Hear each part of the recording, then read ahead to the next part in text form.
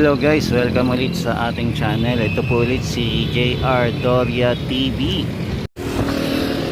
Tayo muna mamasyal dito sa Intramuros. Meron po palang improvement na inaayos po dito sa area. Silipin natin kung ano po ito mga tropa.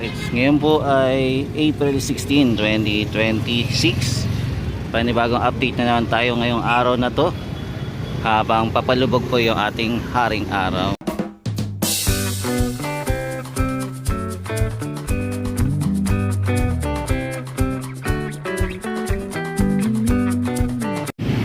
Mga tropa, nakahanda na din po yung ating mga vlog, mga bandila para po sa ASEAN na pupunta po dito sa Pilipinas, dahil tayo po ang host sa nalalapit po na ASEAN 2026. Kaya puspusan na din po ang pagpapaganda dito sa area po ng Intramuros. Nandito po pala tayo sa kalye ng Soriano Avenue. Ito pa ay isa sa main road po ng Intramuros kung saan po dumadaan ang ating mga sasakyan. Bali, two-way po ito. Nandito po tayo sa tapat ng Manila Cathedral. Tara, ikot na tayo mga tropa. Dito po sa Intramuros ay may mga available pong pagkain dito, kainan, mga fast food, katulad po ng KFC, Chowking, Greenwich. Tapos may bangko din po. Meron din po tayo nakita ng Jollibee, Max, and more pa po.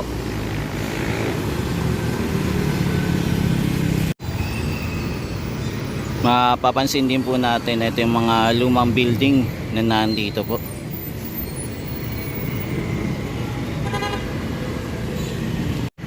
Magkakaroon pala ng concert dito mga guys, dito sa Plaza Moriones, Port Santiago.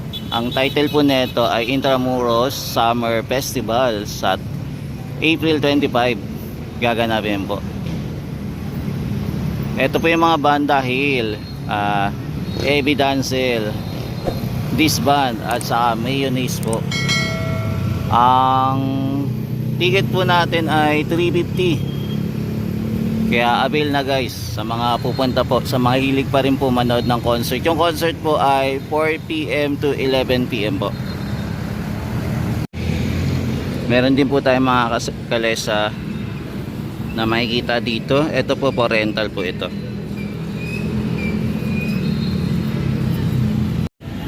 Yung park po pala ng Plaza Roma ay inaayos po. Mapapansin po natin meron po dito mga connection po ng wire, pero hindi pa po siya tapos. Tapos etong damo mukhang linalatagan din. Eto medyo okay pa siya, tapos may mga area po na patay naman. Nandito po tayo sa Plaza Roma. Mukhang papagandahin po siguro etong area bago po sumapit yung ating ASEAN Summit po. Maging dito din po mga guys, dati nandito yung Tramvia, pero po eto nawala na. Yan, so ito po yung mga connection, may outlet po na nilagay po sila. Abangan natin kung ano po magiging itsura nito. Nandito po tayo sa tapat ng Cathedral mga tropites.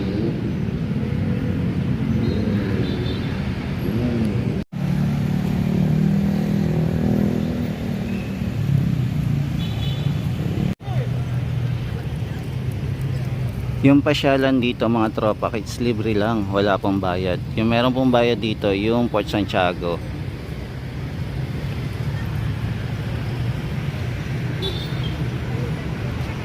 Yan, maganda po yung panahon ngayon.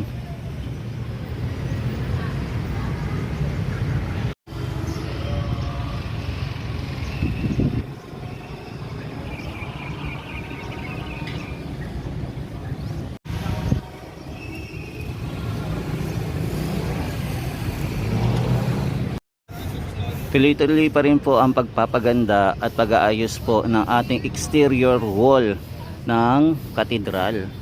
Lalo po siyang gumaganda. Yung dating medyo linulumot na, ngayon nagmukhang bago naman.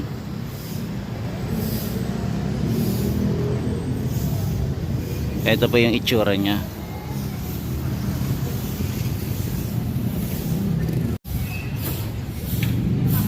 Ito din po, ang ganda din po ng ating building, ang Bureau of Treasury. Puting-puti po siya.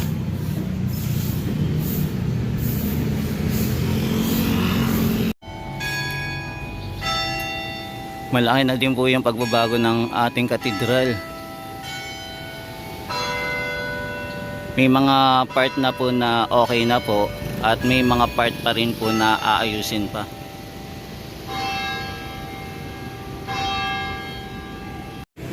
Nandito na po tayo sa Anday Street. Punta po tayo dito sa Cabildo kung saan po yung mga kababayan natin ay nasunugan. Alamin lang natin kung kamusta na sila. Kung yung mga bahay nila ay naibalik muli, na itayo na po nila.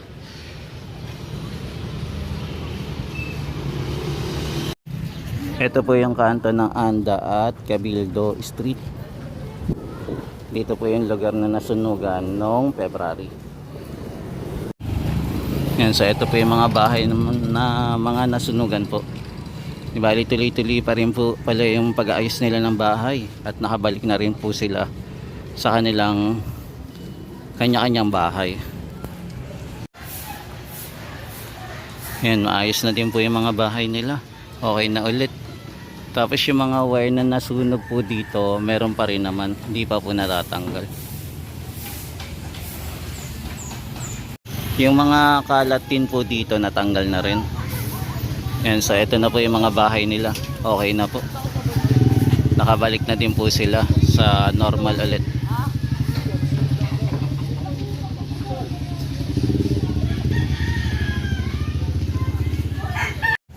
Yan, may area pala na maputik nga lang dito. Yan, so ito na po, unti-unti na po nilang tinatayo ang kanilang mga bahay. Nakakabalik po ulit sila sa normal.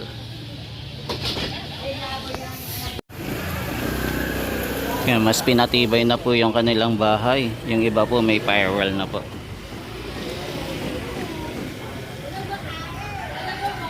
Yan, ito po yung nasunugan noong February po. Pero okay na po sila.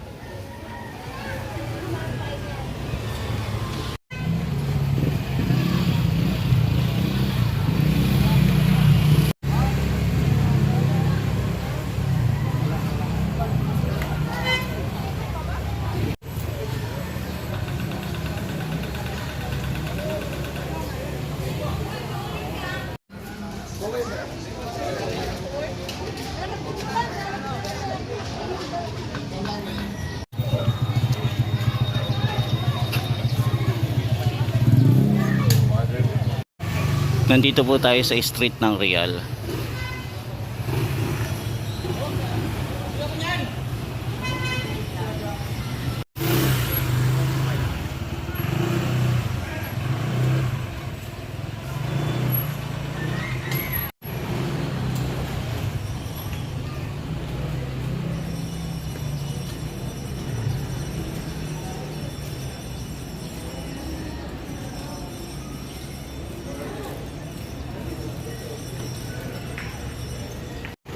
Ito naman po ang street ng General Luna.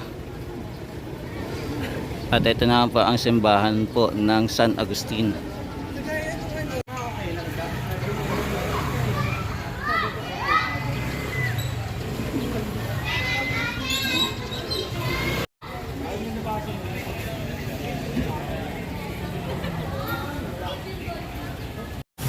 Meron na din po pala dito na 7-Eleven. Dito po yan sa street po ng General Luna.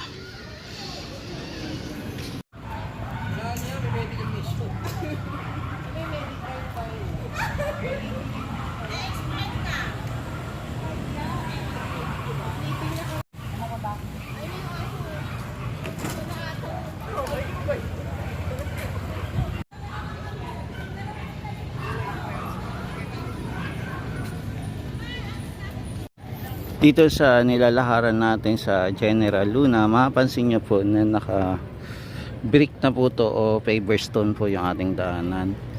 At wala pong dumadaan po ng mga sasakyan dito. Pinagbabawal po.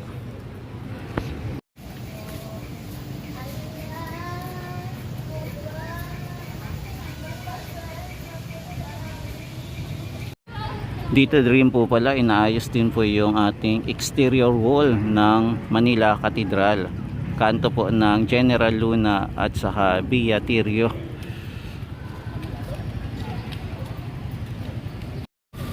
Lalo po nilang pinapaganda ang wall ng Manila Cathedral. Makikita po din natin na unti-unti na din po nila sinisimulan yung paglalagay po ng scaffolding dito sa area. Tapos naglalagay na din po sila ng tent. At saka makikita din po natin naglalagay na din po sila ng trapal. Yung kabilang side naman po yung pinakauna, natapos na po nila.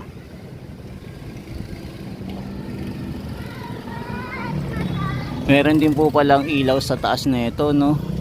Pinailawan din po pala.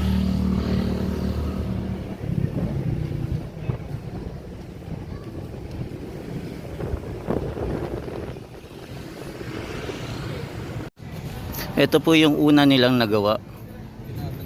Ang laki na po ng pagbabago. Tapos makikita nyo din po, no? Meron po siyang pinya sa ibabaw. Tapos ito naman po yung sunod nilang gagawin.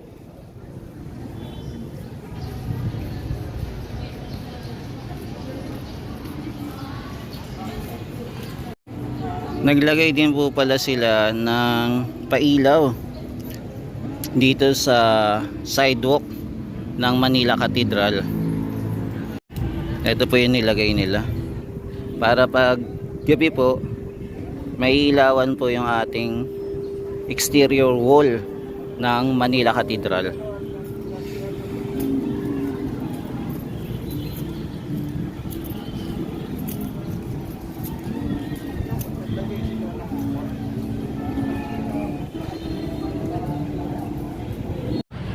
Naggagabi na mga guys. Eto, pinailawan na rin po yung ating Plaza Roma.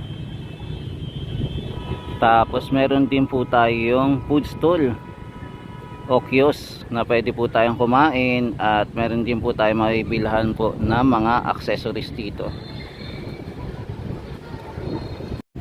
Maganda din po yung ating Manila Cathedral pagkagabi dahil po sa mga spotlight. Yung iba po pinapailawan po yung ating monument. Yan, ito po yung itsura niya pagkagabi na. Ito na po yung ating kiosk. Ito na po yung ating Palacio del Gobernador. Nilagyan din po pala siya ng mga lights po, no? Yan, mga spotlight po sa gabi. Yan, kitang kita po natin yung ganda niya, lalo na po pag gumagabi. Etong Palacio del Gobernador.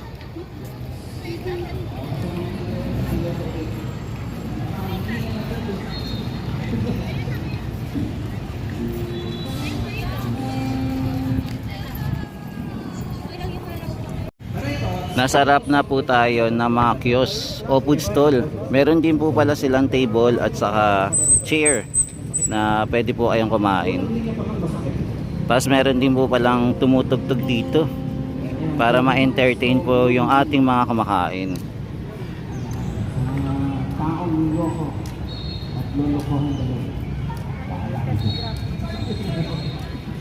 Yan, meron din po siyang umbrella. Kakaiba po yung umbrella niya, no? Parang nipa.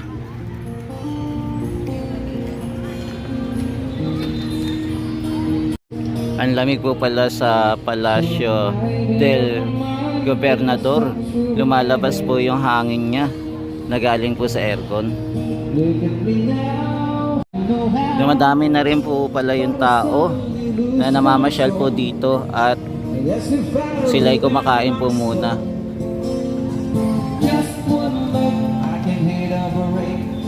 Yan, habang kumakain po yung ating mga kababayan, may makikita po tayong kumakanta po dito.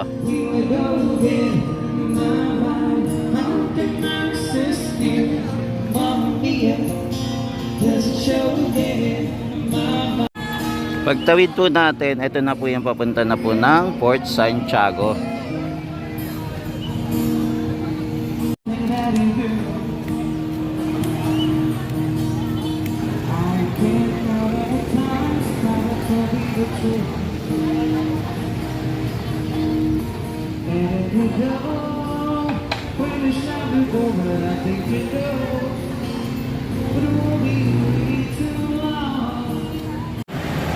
Dito naman po sa nilalakaran natin, matatanaw naman po natin yung intendensya. Mukhang itong intendensya po ay malapit na rin po matapos. Makikita na rin natin na kompleto na po yung kanyang bubong. Ito naman po yung ating intendensya. Kung mapapansin natin, halos konti na lang matatapos na, pero wala pa pong nilalabas na update po kung kailan po talaga ito matapos, kung makakahabol po sa ASEAN 2026 po.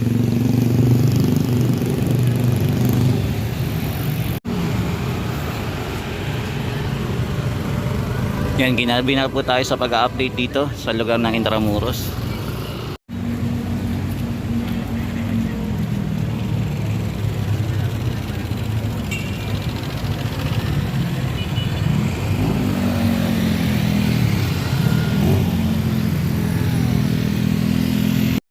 Nandito na po tayo, malapit naman po sa Plaza Mexico naman po. Ito pa rin po yung ating intendensya.